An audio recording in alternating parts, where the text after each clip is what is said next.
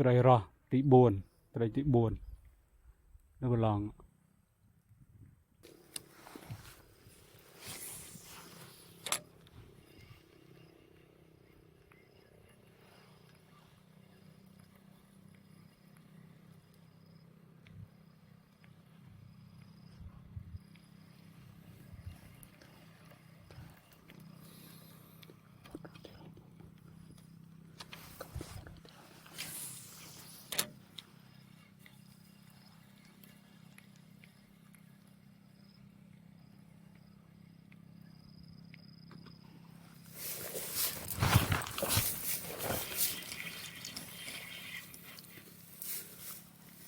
ចូលមួយទៀតហើយត្រីទី4ត្រីទី4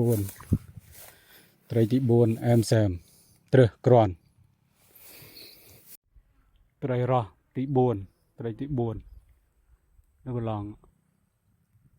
អែមសែមត្រឹសក្រាន់